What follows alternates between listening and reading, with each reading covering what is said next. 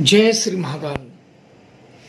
कई बार देखा गया है कि किसी के घर में शैतानी हरकत, पैशाचिक बाधा इतनी प्रबल होती है कि घर के सदस्य एक एक करके मरने लगते हैं और कई जानकारों के पास दिखाते हैं, पर ज़्यादा सल्यूशन नहीं निकल पाता या वहाँ तक पहुँच नहीं पाते लोग। आज ऐसे ही मैं एक अपने अनुभव आप लोगों के साथ बता रहा हूँ। उनके घर में एक एक करके उनके पिता मर गए, उनके माताजी मर गई, उनके भाई मर गए, उनके भाभी मर गई, लड़के मर गए, बहन मुझसे मिलने से पहले एक एक करके जब वो मुझसे मिले, उससे एक साल पहले लास्ट जो बचे थे उनकी माता श्री बची थी, उनका स्वर्गवास हो गया। अब फिर एक सिर्फ लड़का बचा था, उसकी शादी नहीं हुई थी। तो मेरे से उन्होंने संपर्क साधा। अब या यूँ कहे कि ईश्वर की मर्जी, पता नहीं कैसे मुझसे ही भेंट हो गई। जब उन्होंने कहा कि आप थोड़ा सा देखिए, तो वो सभी जगह जो जानकार थे सब जानकारों से दिखा दिखा के थक गए और बिल्कुल हार गए थे कि अब हम नहीं बच सकते। बताने को बता देते थे लोग कि तुम्हारे घर में प्रेत बाधा है, तुम्हारे घर में पिशाच बाधा है, तुम्हारे घर में शैतानी हरकत है, तुम्हारे घर में जिन्न है। जिस जानकार को दिखाए बता तो देते थे, पर ठीक नहीं कर पाते थे। देखो, बताना अलग चीज होता है और उनसे लड़ना अलग चीज होता है। जैसे आप शरीर में कोई अगर रोग हो गया है, कोई समस्या आ गई है, तो चलो उसको स्कैन करके आप पता कर सकते हो, किसी न किसी माध्यम से जानकारी निकल जाएगी कि यह आपको रोग है।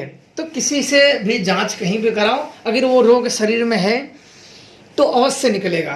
पर वो खत्म कैसे होगा, वो सबसे बड़ी चीज़ है। अगर रोग खत्म नहीं होगा तो फिर ये भी चले जाएंगे। तो ये सभी जगह दिखवाते दिखवाते बर्बाद हो गए थे, सब पैसा सब खत्म हो गया था और ये हालत इनकी बिल्कुल गंभीर हो गई थी। तो जब मुझसे ये संपर्क साधे तो बिल्कुल ना मान के कि अब मैं बचूंगा नहीं, तो व्यक्ति जीता है तो अवश्य किसी न किसी को एक उम्मीदें बंध जाती हैं कि चलो इनसे दिखवा लेता हूँ कि क्या बात है, शायद हो सकता है कि इनसे भी हो जाए। हर बार जानकारों से जब व्यक्ति कोई दिखवाता है तो वो उम्मीद लेके ही दिखवाता है कि शायद इनसे हो जाए, शायद इनसे हमारा भला हो जाए, शायद उनसे हो जाए। तो ऐसे एक विश्वास के लगे रहते हैं कि शायद हमारा इनसे भला हो जाए, उनसे भला हो जाए। ऐसे करते करते उनके सारे परिवार एक एक करके मरते गए। अब ये अकेले बचे तो ये मुझे संपर्क साधे कि मेरे घर में देखिए प्रेत बाधा है, हमारे घर के सब मर गए हैं, मैं ही अकेला एक बचा हूँ और मेरा भी कोई ठिकाना नहीं है कि मैं कब मर जाऊँ। मेरे आगे पीछे कोई देखने वाला नहीं है, मेरी लाश पता नहीं इस घर में कोई जल्दी आता नहीं है, मुझसे दूरी बना के रखते हैं लोग। और गांव से थोड़ा सा बगल में है घर, दूरी बना के रखते हैं कि ये भूत प्रेत ये चीज़ें या रोग हमें न लग जाए। तो मैं अपने हाथ से बनाना, अपने हाथ से खाना। और गुरुजी आप दया करें, पता नहीं मुझे मरने के बाद मेरी शरीर की पता नहीं सदगति होगी या दुर्गति होगी। मेरी जो ये लाश है या शरीर मरने के बाद, प्राण छूटने के बाद, पता नहीं इस घर में मैं कोई आएगा ले जाएगा, दाह संस्कार करेगा कि मैं यहीं सड़ जाऊंगा कितने दिन। तो ये सारी बातें तो मेरे को भी सुन के बड़ा दुख हो गया। अरे यार, ये तो बड़ा, इसका तो दुख लगता है सभी से ज़्यादा है। तो मैंने कहा कि तुम्हें क्या समस्याएं हैं, क्यों ऐसे? तो उसने सब कुछ बताए अपने माता के बारे में, उनके पिता के बारे में, कि सब उनके आंखों के सामने इन प्रेत बाधाओं के चक्करों में सब एक एक करके दिखवाते हुए, जानकारों से दिखवाते हुए जो आए गारंटी के साथ ठीक कर दूंगा, लिखा पढ़ी के साथ मैं कर दूंगा, मैं वो कर दूंगा, सबसे दिखवाएं। पर धीरे धीरे मौत का जो सिलसिला था वो रुका नहीं और आज वंश नाश होने के कगार पे है। एक अकेला मैं हूं और मैं भी हड्डियों का ढांचा बन गया हूं। अगर मैं बैठ जाऊं तो मैं बोला कि आपकी उम्र कितनी है? बोले मेरी उम्र है 22 साल। और मैं बैठ जाऊं तो मुझे उठने के लिए सोचना पड़ता है कि उठूं कि बैठे बैठे चलूं। तो मैंने कहा कि ठीक है, आप अपना एक फोटो भेज दीजिए। तो उन्होंने कहा कि ठीक है, मैं आप फोटो और नाम भेज दूंगा। जब उनका बाद में मैंने कहा कुछ पूजा का भेज दीजिएगा, मैं देख लेता हूँ क्या बात है। क्योंकि लोग अपने अपने स्तर पे जांचें और लोग जांचें और जांच के ठीक नहीं हुआ तो भाई उसमें जांचना जरूरी होता है कि क्या बात है। उन्होंने कहा ठीक है, जैसे तैसे करके पूजा की उन्होंने व्यवस्था करके भेजी और अपने फोटो भेजे तो बिल्कुल जैसे बहुत बिल्कुल काले। बोले कि हम तो गुरुजी बिल्कुल काले भी नहीं थे ना, बहुत ज़्यादा गोरे थे, बीच वाले थे। पर इन भूतों ने इतना शरीर को दुबला पतला इतना कर दिया, इतना खून इतना खराब हो गया, दुख झेलें कि शरीर बिल्कुल बेजान हो गया है। खेत बाड़ी भी है हमारी, हम उसको कर भी नहीं पाते हैं आने जाने में, और लैट्रिन बाथरूम हम घर के सामने ही कर देते हैं। ऐसी चीज़ें बताए तो मेरे को बड़ा दुख हुआ कि मुझे लगा कि नहीं, इंसानियत के नाते हमें ऐसे लोगों की मदद करनी चाहिए। यही एक आखिरी दीपक है और ये बुझना नहीं चाहिए किसी भी कीमत पे। मैंने मन में अपने सोचा कि इसे बुझना नहीं चाहिए। हम अवश्य प्रेत बाधा से तुम नहीं मरोगे, बाकी भगवानी गति जो है वो तो सब पे लागू है, और प्रेत बाधा से तुम नहीं मरोगे। बोले गुरुजी एक आखिरी उम्मीद हो। अब मेरे पास मेरी उम्मीद भी जवाब दे दी। मैंने इतना जगह दिखाया, इतना सब कहा, सभी जगह गए, पर अब मेरी उम्मीद कि अब मैं मर जाऊं, मुझे बहुत चिंता है कि मैं अब मर जाऊं कि तब मर जाऊं। अब मैंने जब जांचा माता शमशान काली को, मैंने भोग दिया, पूजा दिया और जांचा, तो उनसे जो मुझे पता चला कि इसके घर में कई पिशाच, इसके घर में पिशाची बाधा है। और दूसरी बात यह है कि इसके घर के जो सामने जो लैट्रिन बाथरूम बने हुए हैं जिसमें व्यक्ति संडास करता है, वो सबसे बड़ी दिक्कत थी। वो भी उससे किसी भी प्रकार की पूजा पाठ फलित नहीं होती है। ये हुआ कि ठीक है, इसके भू जो पिशाचों के थे ये पूरा अपना परिवार सहित उसके घर में निवास करते थे। तो मैंने मसान को एक बार भेजा, मसान को मैंने बुलाया और मसान को भेजा, पर मसान वहाँ से बोला कि बहुत ज़्यादा हैं। तो मुझे ये हुआ कि मुझे इसके घर जाना होगा। अगर मुझे इसको बचाना है तो मुझे इसके घर जाना ही पड़ेगा। अगर घर नहीं गया, दूर से ही अगर मैं करता रहा तो इसकी मृत्यु निश्चित है। मैंने कहा कि ठीक है, मैंने डेट दे दिया कि मैं इस दिन तुम्हारे घर आ रहा हूँ। वो बड़ा खुशी हो गया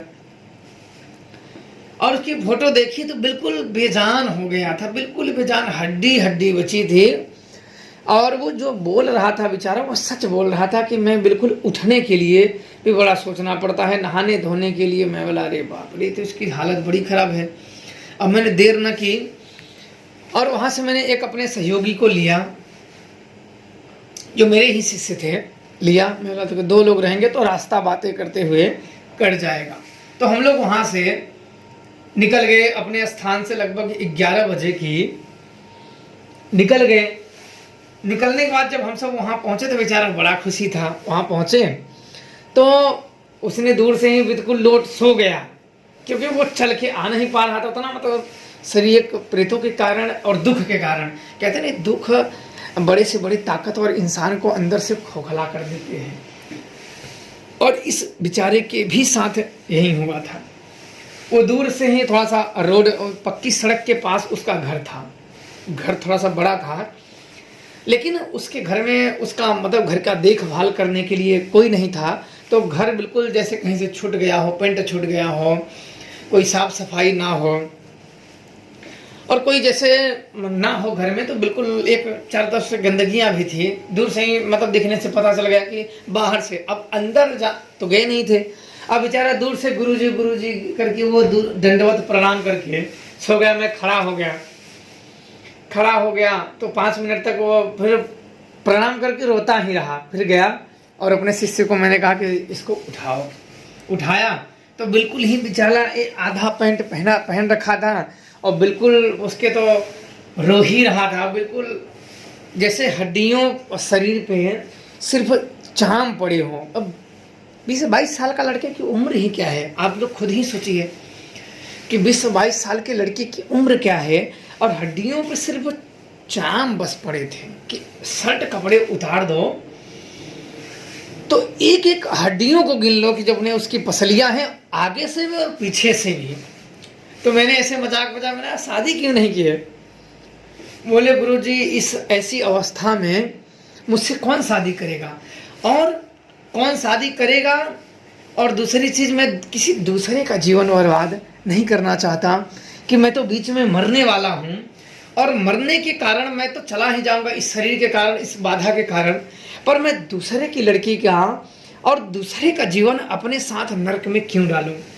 मैंने बोला ये तो बात तुम्हारी सही है कि किसी भी की अपने वजह से या अपने स्वार्थ बस किसी का जीवन बर्बाद नहीं करना चाहिए कि हमारा ये स्वार्थ है अगले का जीवन बर्बाद कर दो, कोई ऐसे कभी भी नहीं करना चाहिए कि हमें अपने स्वार्थ बस किसी के जीवन के साथ खिलवाड़ कभी भी नहीं करने चाहिए। फिर बेचारा रोता रहा। बोला कोई बात नहीं, आप चिंता ना करो, मैं आ गया हूँ तो तुम्हें यहाँ से तुम्हारा उद्धार करके ही जाऊँगा। मैंने थोड़ा सा हिम्मत बंधाई तो बड़ा शांत हुआ। तो बेचारा वैसे बैठे बैठे थोड़ा सा एक डंडा लेके डुलने लगा। मैंने बोला इसकी मदद करो भाई।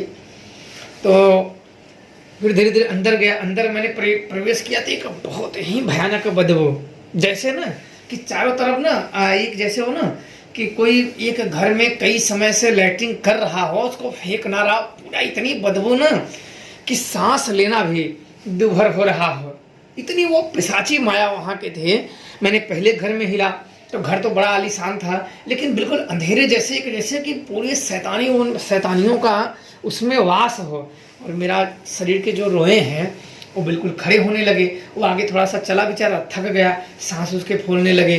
तो ये हुआ कि ये भी बेचारा जिस हिसाब से वो चल रहा था उसकी सांसें फूल रही थी।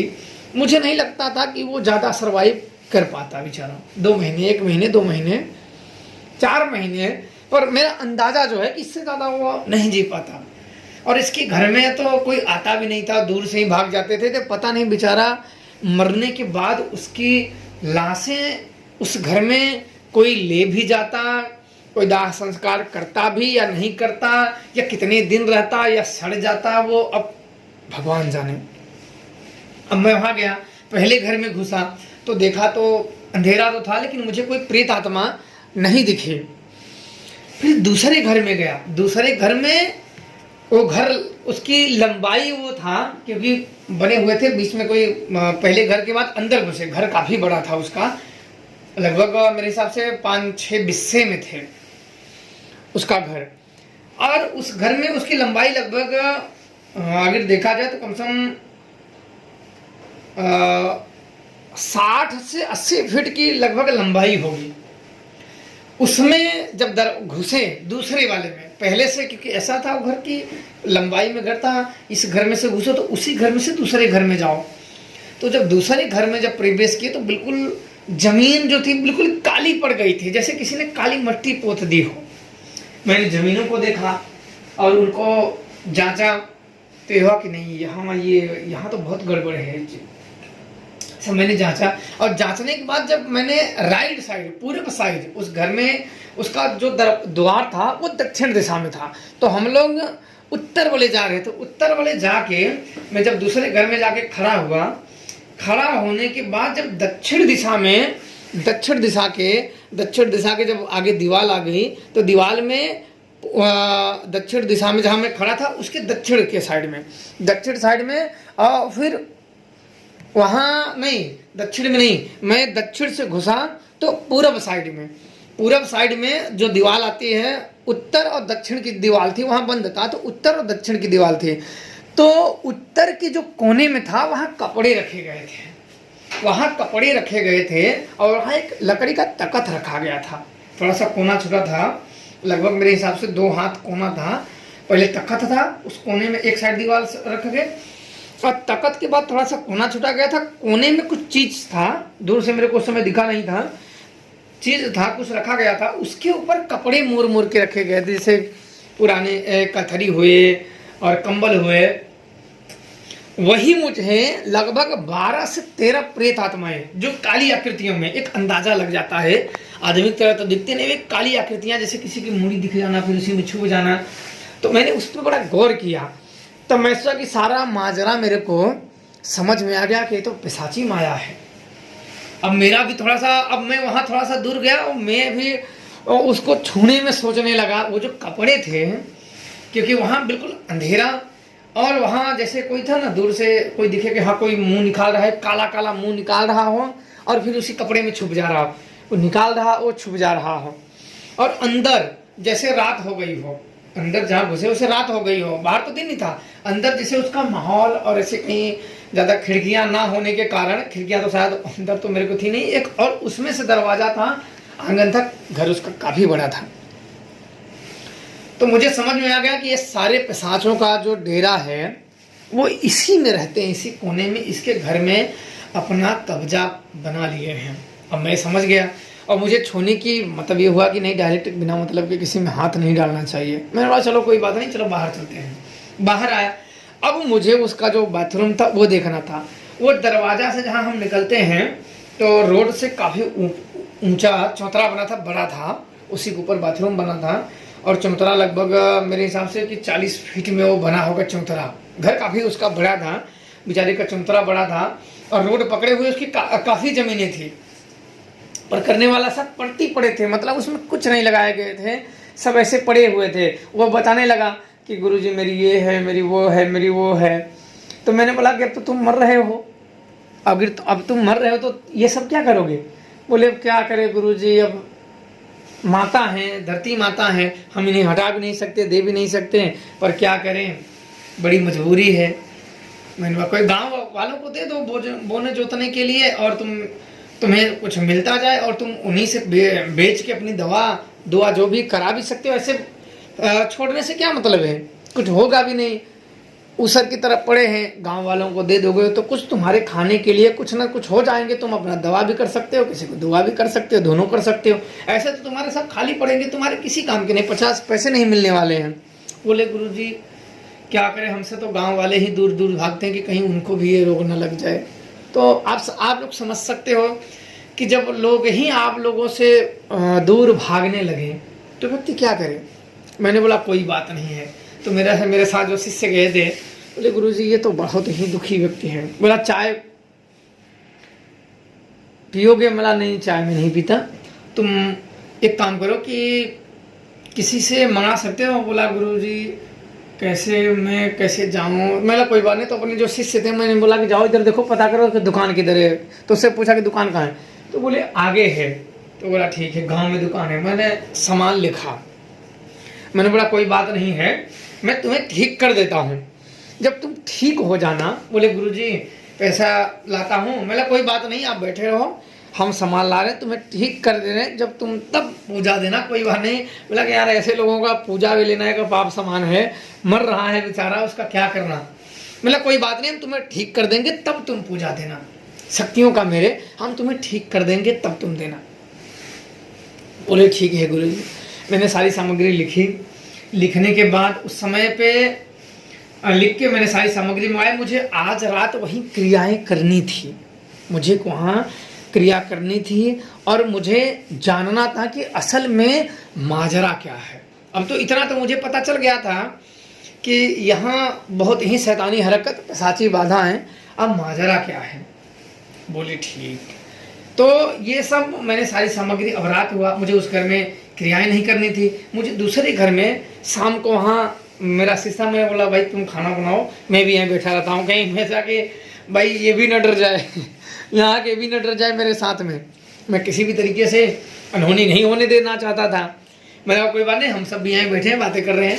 तो हम लोग भी वहीं बैठे आराम से खाना बनाएं, सब्जी पूड़ी ये सब बनाएं, और गुड़ वाली चाय। मैंने बोला चाय पत्ती उसे उसमें मत डालना, उसे पीता नहीं था। बोला कोई बात नहीं, सब लोग पीते हैं तो हम भी उसी के साथ बातें करते हुए उसमें चाय पत्ती मत डालना, आराम से वैसे गुड़ डाल दो, ऐसी आदि वादी काली मिर्च डाल दो, और यही हम सब पी लेते हैं, बातें करते हैं, तुम बनाओ और यही खाते हैं, फिर क्रिया में बैठते हैं।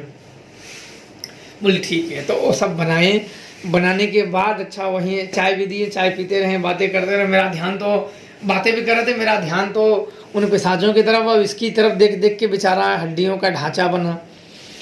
देखते देखते देखते अच्छा चाय पिए, फिर खाना वाना बन गया।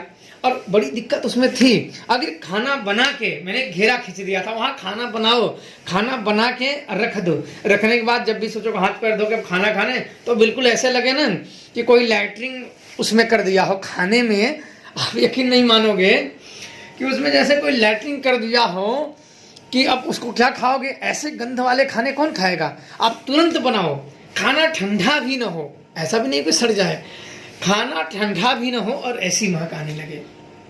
और बड़ी बड़ी महाराज, बड़े बड़े बाबा, बड़े बड़े अपने आप को लगाने वाले सब फेल, जिसने जो मांगा उसको वो दिया गया, लेकिन सब फेल। अपनी अपनी जिंदगी, जो उनको देखने जाते हैं वो खुद ही बीमार हो जाते थे, उनके घर में कसर होने लगती थी, उनके बीबी, उनके बच्चे, उनके संबंधी लोग, किसी का एक्सीडेंट हो जाता था, किसी का क्या हो जाता था। अब वो अपनी जान बचाएं कि इनकी जान बचाएं। जो कोई तांत्रिक अगर देखने भी आता था इर्द गिर्द गए तो जाते समय किसी का पैर टूट जाता था, किसी के लड़के पे ऊपरी बाधा आके खेलने लगती थी, ऊपरी बाधाओं का कसर होने लगता था, किसी के बहुओं पे कसर होने लगता था। कोई कभी कभी तो कोई तांत्रिक ही उस पिशाची बाधा के घेरे में आ जाता था। जब कोई पुजारी कमजोर शक्तियां पूज रखा हो तो पिशाच को नहीं रोक सकता। तो सब चीज मैंने जाना, अब उसने भी सब बताई। मैंने ठीक है, कोई बात नहीं, देखते हैं। अब शाम को मैंने सारी सामग्री मंगा ली। अब मैंने एक बड़ा सा घेरा खींचा, अब तीनों को बैठा लिया, हाँ मैं और दोनों को, उन लोगों को भी बैठा लिया कि तुम सब अंदर ही बैठो, जब तक मैं कहूँ ना तुम लोग घेरे से बाहर मत निकलना। तो बोले ठीक है। मैंने सारी सामग्रियां सजा ली।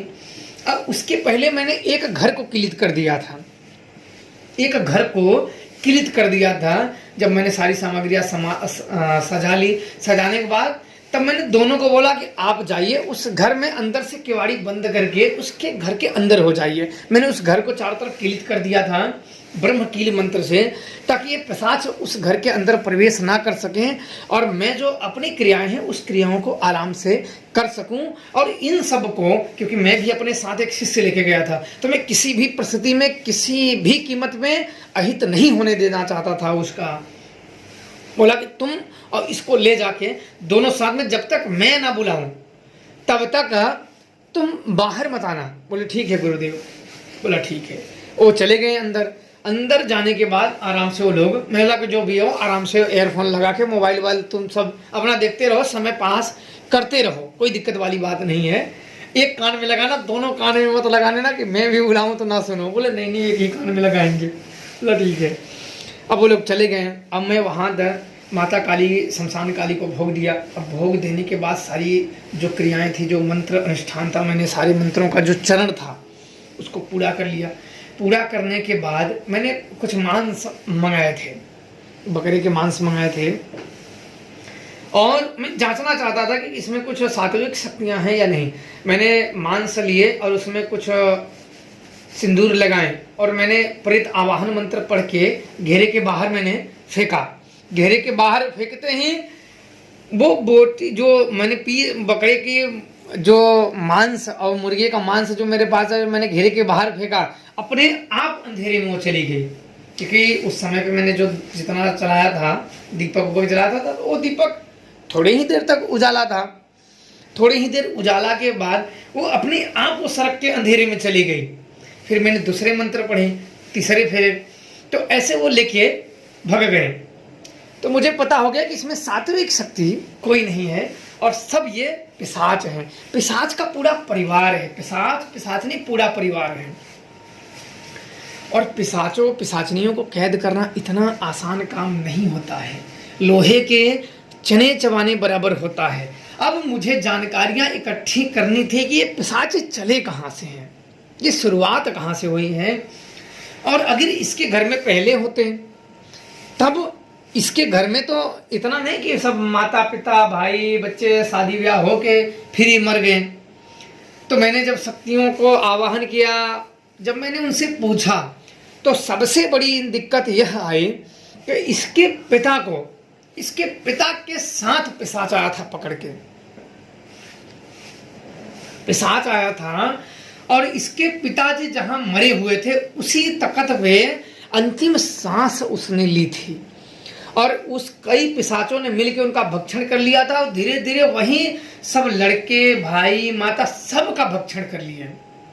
और इसको अभी इसलिए छोड़े थे कि इसके माध्यम से जो जानकार आए, और इसने कई जानकारों को भी मार दिया था, जो तांत्रिक थे, जो बेचारे कम जानकार थे, वो भी इसके चपेट में आके मारे गए थे। उन सब की आत्माएं इनके कैद में थी।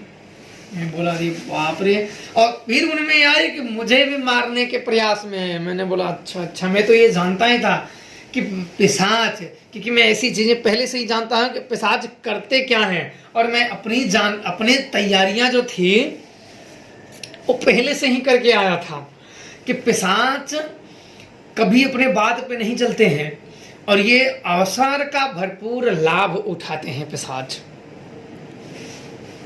और फिर जब कई चीजें ना, वहां गुर्राने की आवाज आई उधर कोने में से, जैसे कोई बड़ा जबर सांस ले रहा हो, ऐसे करके बड़ा भयानक सांस ले रहा हो, और वो साफ सुनाई दे रही हो, गुर्रा रहा हो कि भाग जाए यहाँ से, भाग जाए यहाँ से। ऐसी आवाजें उधर से कि भाग जा, नहीं उधर चबा जाऊंगा, खा जाऊंगा, बिल्कुल जैसे पिशाचों वाले नहीं, कच्चा चबा जाऊंगा, कोई बोला खून पी जाऊंगा, ऐसे बोल रहा है। और साफ मैं भी सुन रहा हूँ कि मैं क्या करूँ, ये तो बड़ी ही खतरनाक है। अंत में मैंने सोचा कि अब इनको सबक हिराक्ष ही सिखाएगा। माता भी पकड़ लेती, पर मैंने सोचा कि अब उसको ही बुलाता हूँ, माता तो आई ही थी। अंत में मैंने हिराक्ष का भोग दिया, और उसी का आवाहन, उसी के मंत्रों में आवाहन में मैं लग गया। मैंने आप सारे पिशाचों को पकड़ता हूँ उन्हीं से। मैंने उसके आवाहन में लग गया, अब मंत्र पढ़ते पढ़ते लगभग आधा घंटा हुआ मेरे को। जब उसके आने के आगमन होने लगे तो मैंने यही कहा कि सारे पिशाचों को गोल मडोल, और जो भी मरे हैं जो भी हैं सबको कैद कर ले, और जब तक मैं ना कहूं तब तक किसी को छोड़ना मत।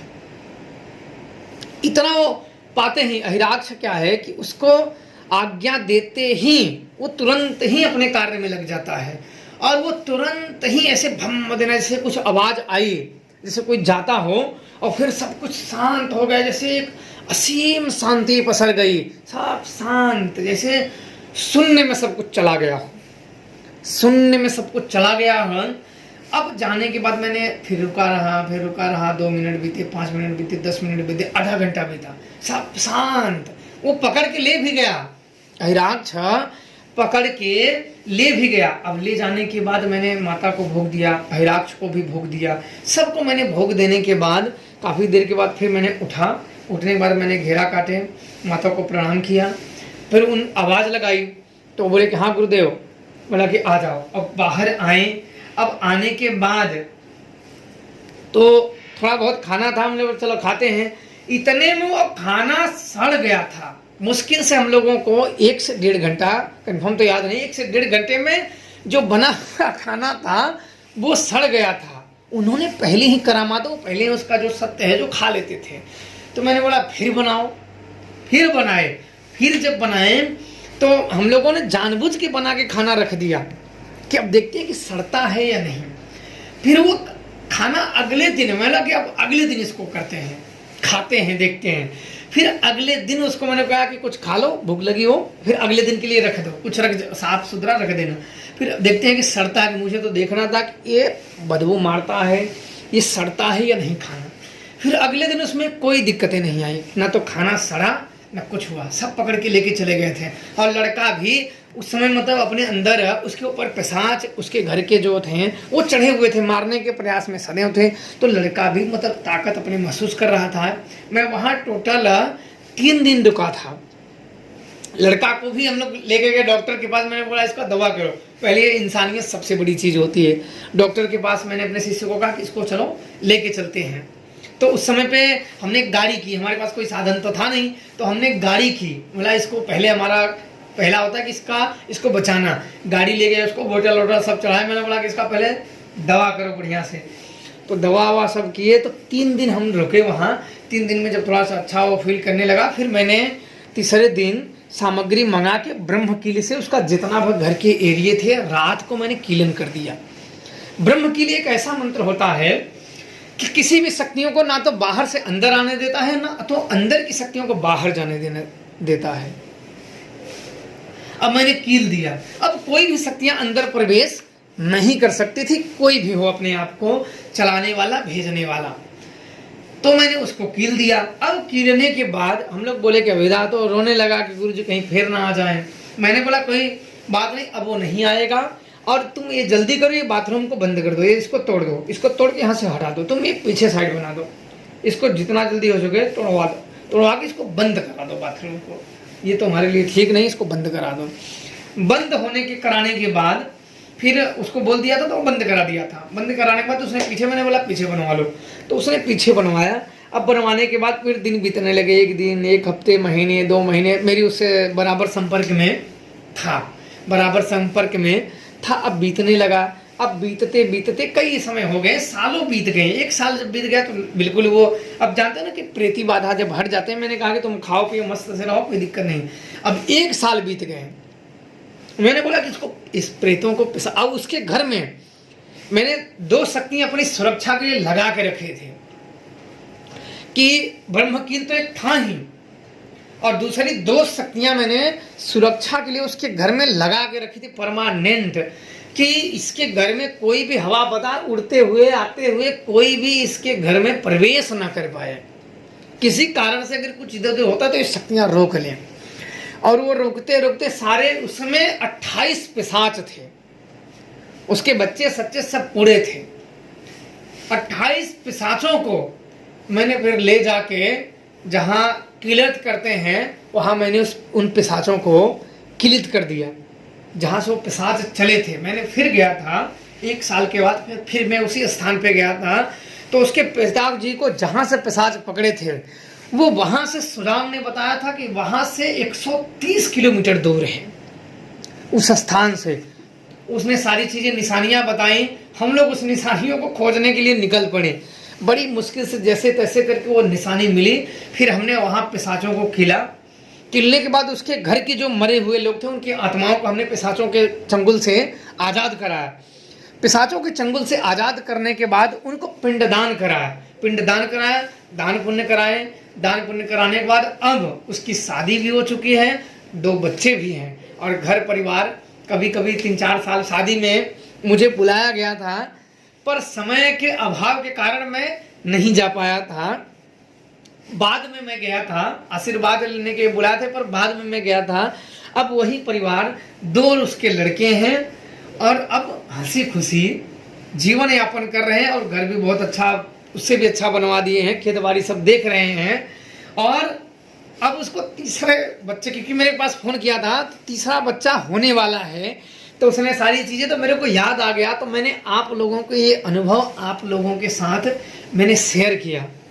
और उसके जीवन बचाने के लिए मुझे पिशाचों को वर्षों कैद करना पड़ा, वर्षों कैद करना पड़ा, और शक्तियों को वर्षों, आज भी इतना समय हो गया, 2 लड़के हो गए, तीसरा भी होने लगा, आज भी मेरी शक्तियाँ उसके घर पे पहरा देती हैं।